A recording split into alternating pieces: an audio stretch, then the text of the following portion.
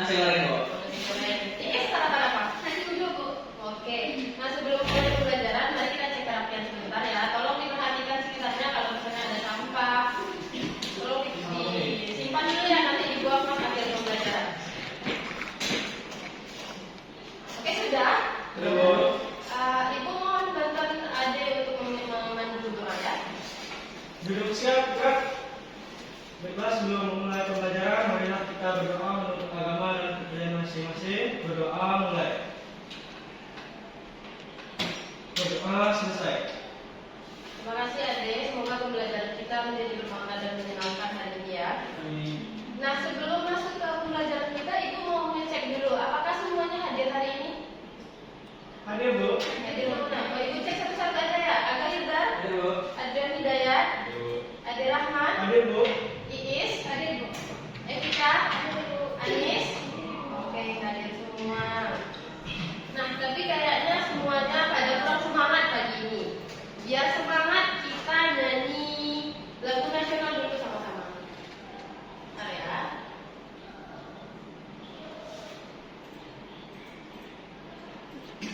Ya dong, semuanya berdiri biar semangat.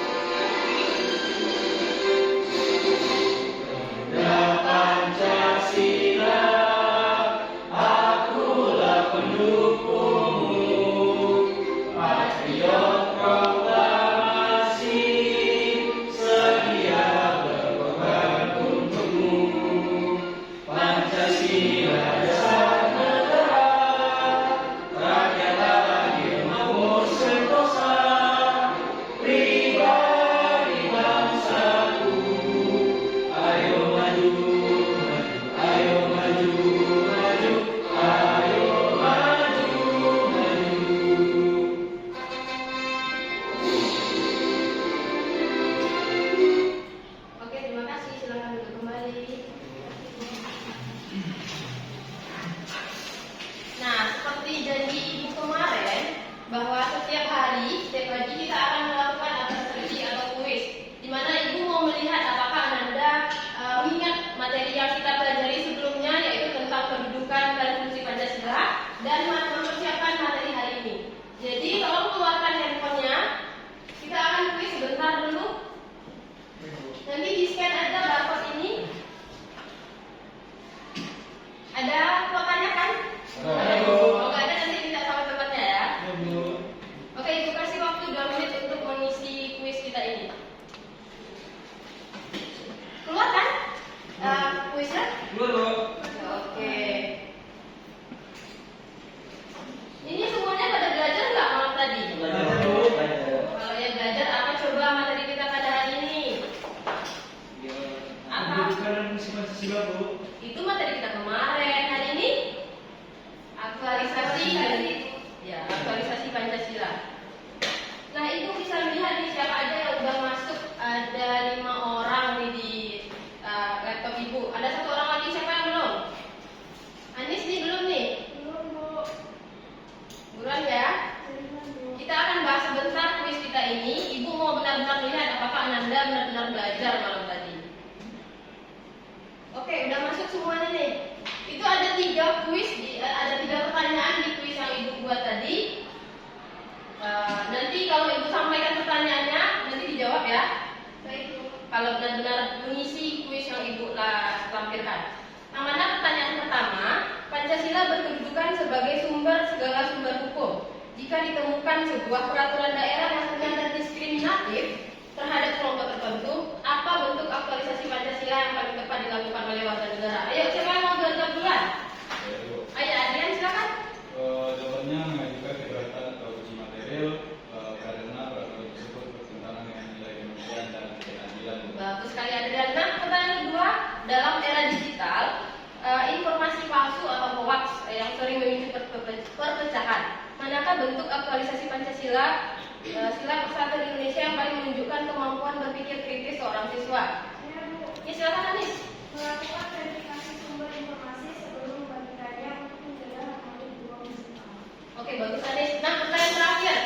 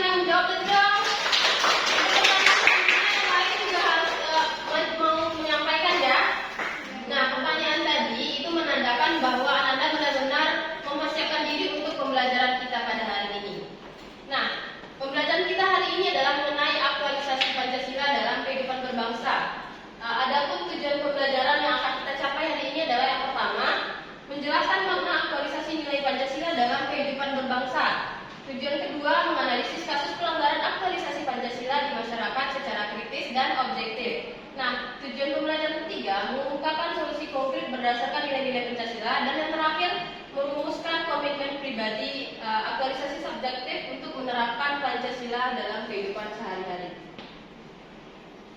Oke Ananda, siap untuk mencapai tujuan pembelajaran kita hari ini? Siap, Bos. Oke.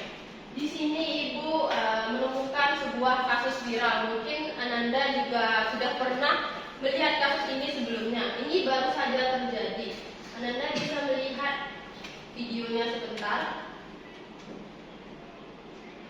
Insiden penyerangan keras dialami aktivis kontras Andri Yunus di kawasan Jalan Salemba, Jakarta. Peristiwa tersebut membuat warga sekitar gempa.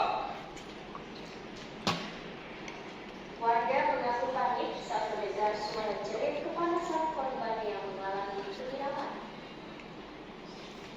Dua pria berboncengan sepeda motor langsung putar balik, diduga kuat melakukan penyiraman air keras terhadap korban. Juga perhatikan baik-baik Warga yang duduk di kursi belakang langsung menyiramkan cairan diduga air keras ke wajah korban. Seketika saja korban yang merupakan aktivis kontras bernama Andri Yunus itu menjerit kepanasan sambil menjatuhkan sepeda motornya. Jeritan panjang korban selama beberapa saat membuat warga sekitar panik. Warga mengira insiden itu sebagai aksi pembegalan. Warga tidak mengetahui pasti pelaku penyerangan tersebut. Akibat kejadian tersebut, korban mengalami luka bakar di bagian wajah, mata, dada, dan kedua tangannya. Nah, semuanya sudah melihat kan kasus yang Ibu sampaikan atau Ibu tampilkan di layar tadi? Sudah, Bu. Nah, kasus yang kita lihat tadi itu suatu peristiwa yang sangat menyedihkan sekali terjadi. Ini baru-baru saja terjadi, yaitu pada tanggal 12 Maret 2026. Itu berarti sebulan yang lalu ya. Anda lihat tidak di berita kasus itu? Ada yang lihat? Evi lihat di mana yang lihatnya? Oh, di TV. Ada yang lihat lagi beritanya? Banyak Bu di TikTok, Bu. Oh, iya, di TikTok juga kan. Jadi ada di TV, ada di media sosial. Nah, kasus tersebut itu dialami oleh salah seorang aktivis HAM yang gemar menyampaikan pendapatnya. Karena menyuarakan pendapatnya, ia akhirnya disiram air keras oleh dua orang pada malam hari itu. Lalu menurut Ananda, jika kita mengaku sebagai bangsa yang beradab, yaitu sila kedua, mengapa ada orang yang merasa berhak menyakiti fisik sesamanya hanya karena adanya perbedaan pendapat? Ada yang tahu jawabannya? Siapa duluan tadi? Saya. Iis duluan. Oke, Iis. Mungkin karena dia merasa pendapatnya paling benar, Bu. Ya. Jadi dia merasa boleh menghukum orang lain yang berbeda dengannya seolah-olah dia adalah hakim. Nah, itu jawaban dari Iis. Ada yang punya pendapat lain? Oh iya, kita? Kalau menurut saya itu karena dia tidak empati. Dia lupa kalau korban juga manusia yang punya hak untuk aman. Dia lebih mendahulukan emosi daripada nilai kemanusiaan.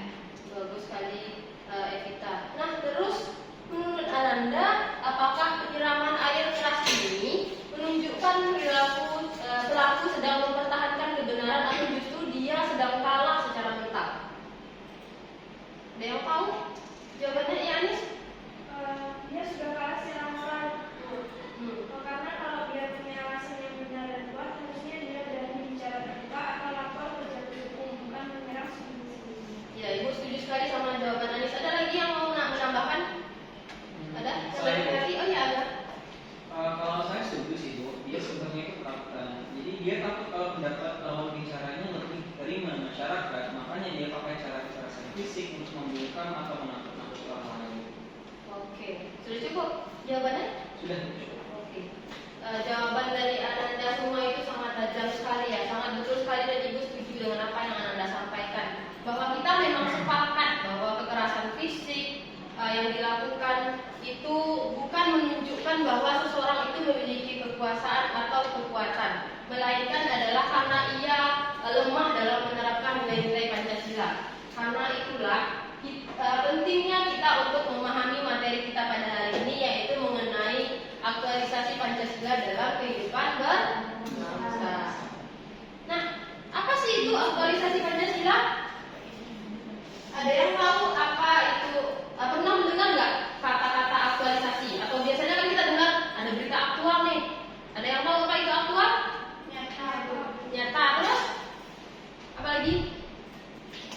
terkini, Bu. Oh, terkini, betul sekali.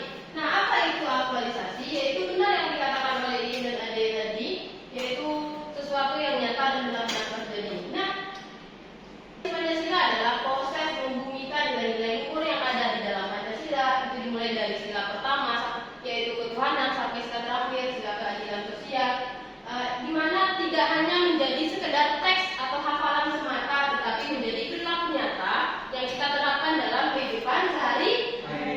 Nah, Ibu mau tanya dari silakan Ibu tadi, menurut Ananda di sini udah ada belum yang menerapkan aktualisasi Pancasila ini? Dari sila 1 sampai 5 nih. Sudah, Bu. Udah. Gimana contohnya? Kalau sila pertama, Bu, Ya, Dek. ada teman yang sedang beribadah, kita menghormati, tidak mengakuinya, Bu. Nah, bagus. Terus yang lainnya ada nggak? Itu banyak tuh sila 1 sampai 5. Ya, yang kedua Bu, contohnya kemanusiaan yang ambil berada Bu, misalkan ada kakek-kakek yang jalan-jalan gitu ya, mana jadi kita sebagai seorang pemuda nih contohnya bisa membantu kakek-kakek itu untuk menuntun dia jalan gitu. Nah, bagus sekali. Berarti sini Anda sudah menerapkan aktualisasi Pancasila ini ya. Nah, jadi ada 2 jalur dari aktualisasi Pancasila ini. Jalur yang pertama yaitu aktualisasi objektif, bisa dibaca, yaitu penerapan oleh negara melalui sistem hukum dan kebijakan publik. Apa saja contohnya? Misalnya kita kan ada di negara Indonesia nih. Terus negara kita ini, pemerintah kita ini harus membuat APBN yang adil biar semua masyarakat merasakannya. Contohnya program apa? Program MBG. Nah, program MBG ini harus diberikan atau dibagikan secara adil kepada setiap sekolah, jangan hanya sekolah-sekolah di kota saja. Itu merupakan bentuk salah satu aktualisasi objektif dari negara. Nah, yang kedua itu ada aktualisasi subjektif. Ada yang bisa bacain tolong Ibu? Ya, ada. Aktualisasi subjektif, kenapa individu harus sikap mengelola dan perilaku sehari, contohnya tidak menontek dan menghargai perbedaan. Oke, terima kasih Adrian. Nah, yaitu aktualisasi subjektif itu adalah penerapan oleh individu, penerapan nilai-nilai Pancasila dalam kehidupan sehari-hari. Misalnya penerapan oleh IIS, waktu di kelas tidak boleh mencontek saat ujian, terus menghargai perbedaan. Nah, jadi gimana analogi dari aktualisasi Pancasila ini? Jika Pancasila adalah konstitusi hati, maka aktualisasi adalah cara kita untuk menunjukkan lewat tangan dan kaki, yaitu berupa tindakan nyata. Jadi keduanya harus seimbang. Negara butuh hukum yang baik dan rakyat butuh karakter yang kuat. Tanpa keduanya, Pancasila hanya jadi hafalan saja. Jadi jangan semata-mata kita adalah rakyat atau individu kita dapat bersikeras untuk tidak melaksanakan aktualisasi Pancasila ini, hanya menuntut negara saja untuk mewujudkannya. Nah, bagaimana penerapan Pancasila dalam kehidupan sehari-hari ini sesuai dengan sila pertama sampai sila kelima? Gimana bunyi sila pertama Pancasila? Ketuhanan yang Maha Esa. Bagaimana cara kita mewujudkannya? Dengan menghormati kebebasan beribadah, tidak memaksakan agama, menjunjung toleransi antara umat beragama. Kalau di Indonesia ini berapa negara agama yang diakui oleh negara kita?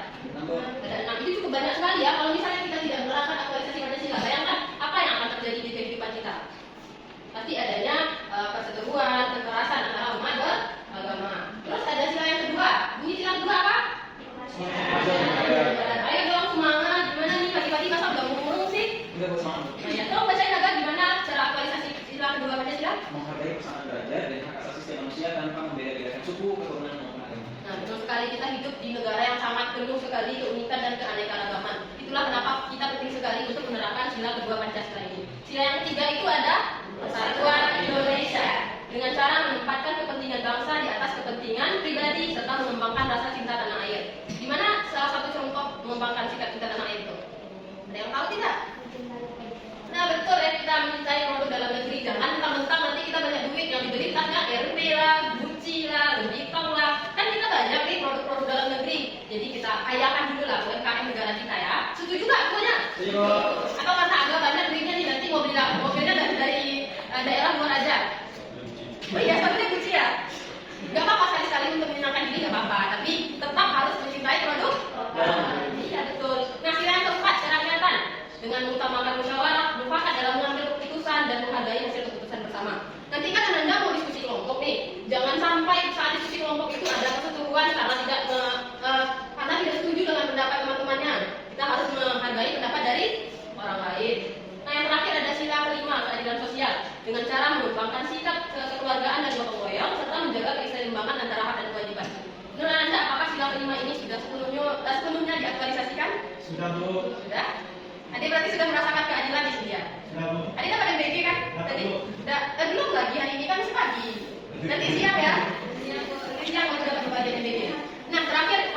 bahwa terima sila itu bukan hanya Anda jadikan sebagai hafalan semata, harus diaktualisasikan benar-benar atau diterapkan benar-benar dalam kehidupan kita sehari-hari, baik di keluarga, di sekolah, di masyarakat, bahkan berbangsa. Nah, lalu muncul pertanyaan, kalau misalnya kita melihat ada pelanggaran dari nilai-nilai Pancasila ini, apa gagasan solutif atau yang akan kita lakukan jika kita melihat pelanggaran ini? Ibu itu mengambil 3 lapis aksi nyata yang dapat Anda lakukan jika Anda itu semuanya menyaksikan pelanggaran nilai-nilai Pancasila yang terjadi. Yang pertama itu kita mulai dari diri sendiri. Dengan cara apa? Dengan cara pencegahan. Kita saling dulu sebelum sharing. Nah, ini Anda semua kan punya akun-akun media sosial kan? Banyak tidak melihat berita-berita hoax, berita-berita yang akan mengancam persatuan kita. Lalu apa yang Anda lakukan kalau melihat berita hoax itu?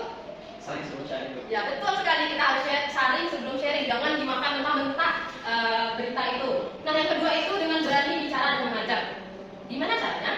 Nah, misalnya nih, misalnya Aga nih kan pas jam di luar kelas, jam istirahat melihat Ade mau melakukan perundungan atau bullying kepada Adrian. Apa yang harus Ade lakukan? Aga lakukan kalau melihat aksi itu? Enggak, Bu. Mencegah, Bu. Jadi Iya, betul. harus mencegah jadi mengajar itu. Apa sih penasarannya gitu? Iya, jangan ikut-ikut. Nanti Ade mentang-mentang mau melakukan bullying, nanti diajak temannya ikut-ikut, kan kasihan Adrian nanti kan? Ada kan kemarin kasusnya sampai masuk ke SD gara-gara dibullying sama teman-temannya. Iya, itu kan. Iya, sama ke TV. Nah, itu yang harus kita lakukan, jangan ikut-ikutan bully. Terus terakhir apa? Oke, Bu. Laporkan, betul. Kalau misal tadi kan sebelum kejadian nih kasusnya, nanti kalau setelah kejadian ada kekerasan yang benar-benar terjadi dan tidak dapat Anda selesaikan, itu yang harus Anda lakukan adalah dengan melapor. Kepada siapa dulu? Kalau di sekolah tentunya kepada guru kita, kepada wala kita, terus kepada guru BK. Karena itu tidak dapat kita selesaikan sendiri. Betul. Nah, sejauh ini sudah paham dengan materi aktualisasi Pancasila yang disampaikan? Benar nih, sudah paham. Jadi ditanya nih, soalnya kita akan melakukan tugas kelompok. Siap kan? Nah, jadi kalau sudah paham, Ibu akan membagi Ananda menjadi 2 kelompok. Kita bagi sesuai nomor dulu aja ya. Yang laki-laki kelompok 1, yang perempuan itu kelompok 2. Nah, yang akan Anda lakukan adalah masing-masing kelompok menganalisis kasus pelanggaran Pancasila yang berbeda. Tidak pelanggaran anti-Yunus tadi ya, tapi ada kasus yang berbeda, misalnya intoleransi, ada bullying, ada melanggar hukum. Itu masing-masing kelompok itu berbeda kasusnya. Terus nanti hasilnya itu adalah poster.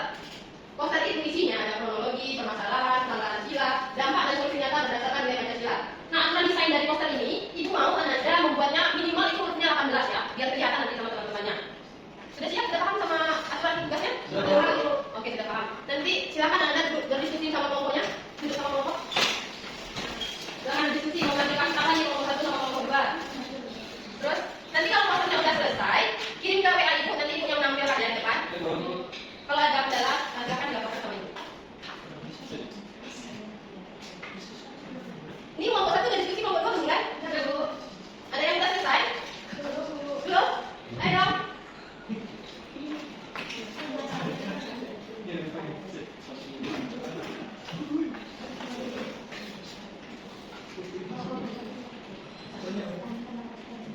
Oke, sudah selesai semuanya? Sudah, Bu. Nah, Ibu mau... siapa dulu yang mau tampil? Tadi, Bu, yang satu. Oke, kelompok 1 sekarang tampil. Boleh maju semuanya? Ayo dong. Udah. Nah, ini tadi kelompok 1 sudah mengirimkan hasil posternya kepada Ibu. Kelompok 2 tolong diperhatikan ya. Ini hasilnya ada nggak? Sudah hasilnya. Dengar sama teman-temannya. Tadi pasangan aja. Pasangannya, Ibu. Ya. Baik, bismillahirrahmanirrahim. Assalamualaikum warahmatullahi wabarakatuh. Kami dari kelompok 1 yang berkatakan saya sendiri Adi Rahman dan rekan saya Adnan Duber serta Adrian Hidayat ini mempresentasikan hasil diskusi kami bersama kelompok di mana yang sedang satu poster tentang kerusakan rumah doa yang ini mencerminkan nilai-nilai Pancasila apa yang dilanggar. Nah, berdasarkan analisis tersebut, kami menjelaskan dulu kronologi singkat tentang kejadian tersebut. Kejadian ini terjadi pada tanggal 27 Juli 2025 ketika sekelompok warga membubarkan secara paksa rumah doa tersebut. Nah, akibatnya anak-anak mengalami luka dan trauma psikologis yang dialami.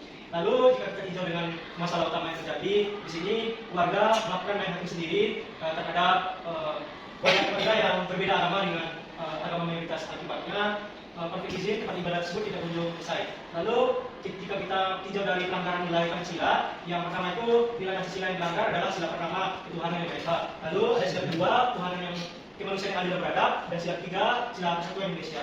Nah, jika kita lihat dari dampak yang ditimbulkan secara fisik dan material, dapat kita lihat sendiri bahwa bangunan tersebut rusak ada yang pecah-pecah, pintu rumahnya jebol. Lalu secara psikologis anak-anak di sana mengalami trauma dan ketakutan. Lalu secara sosial rusaknya rasa aman dan toleransi dalam kehidupan beragama di daerah tersebut. Lalu solusi dan aksi nyata yang dapat kita terapkan dari kasus tersebut, kita bisa melakukan dialog lintas agama dengan agama yang berbeda, lalu memberikan edukasi tentang toleransi sejak dini terutama pada anak-anak di sekolah, lalu tegakkan hukum secara tegas.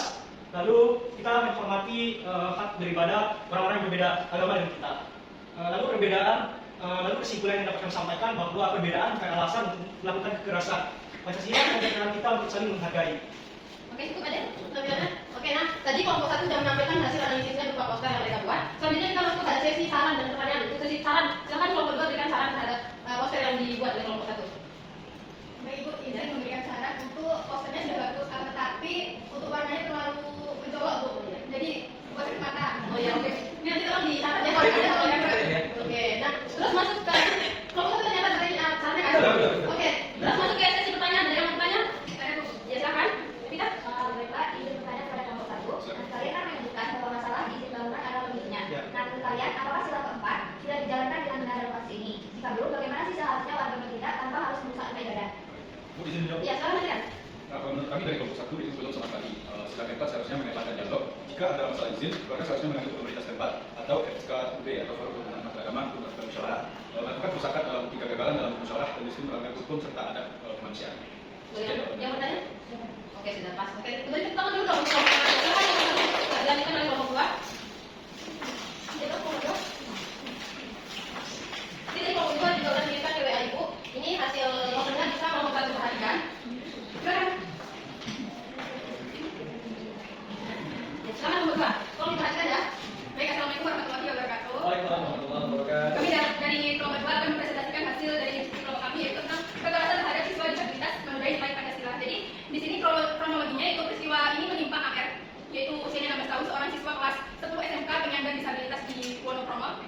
Nah, ini masalahnya adalah perundungan atau bullying yang berujung kekerasan kolektif. Kasus ini menunjukkan hilangnya rasa empati dan perlindungan terhadap kelompok rentan, yaitu penyandang disabilitas. Masalah ini diperparah oleh adanya pembiaran atau lemahnya pengawasan di lingkungan sekolah sehingga aksi pemalakan dan kekerasan bisa terjadi secara berulang dalam waktu yang lama. Kasus ini secara fatal melanggar sila-sila Pancasila, yaitu yang pertama sila kedua, manusia yang adil dan beradab, yaitu pelanggaran paling utama melakukan pengeroyokan dan perundungan terhadap teman, apalagi penyandang disabilitas. Untuk sila kelima, keadilan sosial bagi seluruh rakyat Indonesia, sila ini mengamanatkan perlindungan bagi mereka yang lemah dan keseimbangan hak serta kewajiban. Solusi aktualisasi dari kelompok kami yaitu penerapan zero tolerance, yaitu sekolah harus menerapkan aturan tegas tanpa kompromi terhadap segala bentuk perundungan, terutama terhadap siswa berkebutuhan khusus. Selanjutnya itu pendampingan inklusif, tanggung jawab kolektif dan proses hukum tegas, yaitu menyerahkan proses hukum kepada pihak berwajib untuk memberikan keadilan bagi korban dan efek jerah bagi pelaku. Baik, itulah hasil diskusi dari kelompok kami. Di sini kami membuka sesi saran dan pertanyaan untuk kelompok 1. Silakan kelompok 1 ada mau berikan saran? Izin, Bu. Ya, Adrian. Mau saran yang kelompok 2? Ya. Kami dalam diskusi di kelompok 1 bahwasanya poster kelompok ini lalu Lalu mencolok mana itu? Baru bisa ya, tadi tolong diperbaiki ya. bisa Oh, oke, Adrian. Bisa gradasi warnanya. Ada lagi saran? Langsung. Cukup. Oke. Selanjutnya, tulisannya. Saya Ya, bertanya. silakan. Oke, pada kelompok 2, dalam kasus pemerakan AR ini, jadi pasukan kita 12 soalnya. Ya. Ini jika dikaitkan dengan sila 3 Persatuan Indonesia, apakah tindakan kompak mengeroyok itu bisa disebut sebagai bentuk persatuan? Jadi mengapa hal itu justru harus menjadi Aceh? Ya, silakan kita. Tentunya itu pada persatuan. Persatuan Indonesia dalam sila ketiga adalah persatuan yang membawa kebaikan dan solidaritas untuk melindungi. Tindakan 12 orang mengeroyok satu orang adalah persatuan yang sesat karena tujuannya menyakiti. Ini merusak nilai Pancasila karena persatuan sejatinya seharusnya melindungi yang lemah bukan malah menindas bersama-sama. Oke, sudah. Bagaimana ada? Oke, cukup. Udah cukup pertanyaannya? Sudah, Bu. Oke, mari kita beri tangan untuk bagus sekali poster yang dibuat dan presentasi yang ditampilkan oleh kelompok 1 dan kelompok 2. Anda mengambil 2 kasus yang berbeda, yaitu tentang pengusahaan rumah agama dan juga kekerasan terhadap siswa disabilitas atau perundungan itu. Kita tidak bisa memaklumi 2 kasus ini karena sangat tidak mencontohkan aktualisasi nilai Pancasila dalam kehidupan sehari-hari. Terus kali jangan sampai Anda meniru kasus-kasus tersebut ya. Kalau bisa Anda menjadi pencegahnya. Nah, terakhir, Ibu mau meminta Ananda untuk membuat atau menarik poin-poin kesimpulan apa yang Ananda dapatkan dalam pembelajaran kita hari ini. Ada yang mau menyampaikan kesimpulannya? Ada Bu. Siapa duluan tadi? Iis, ya silakan Iis. Kesimpulan yang saya dapatkan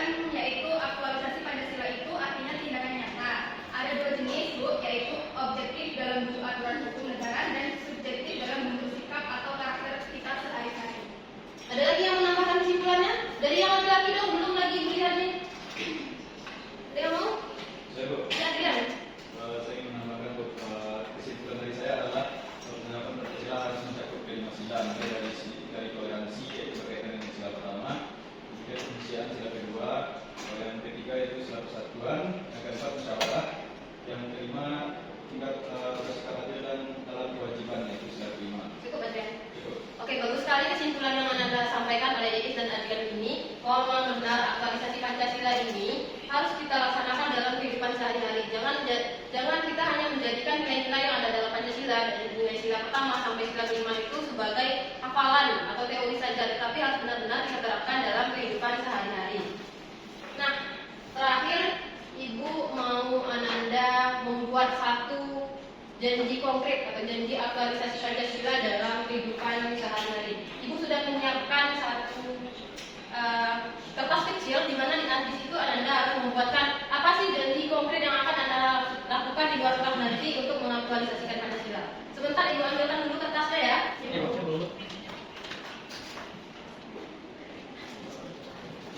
Nah, kalau misalnya ada yang kertas benar, apa ini juga ada nih. Satu kertas kecil yang harus janjinya Anda harus Anda terapkan nanti dalam kehidupan sehari-hari. Silakan agak dicatat apa janjinya. Adrian. Ya. Ini. Yes. Semuanya dapat belum? Sekarang dicatat dulu apa janji yang mau diterapkan nanti di luar kelas.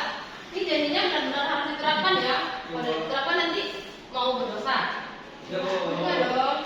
Kalau udah nanti akan kita tempelkan di sini dan Ibu akan menempelkan di mading kita. Jadi setiap hari bisa kita lihat apakah benar-benar janji itu diterapkan. Kalau udah silakan tempel di sini. Ya oke agak udah. Rian? Oke, ada.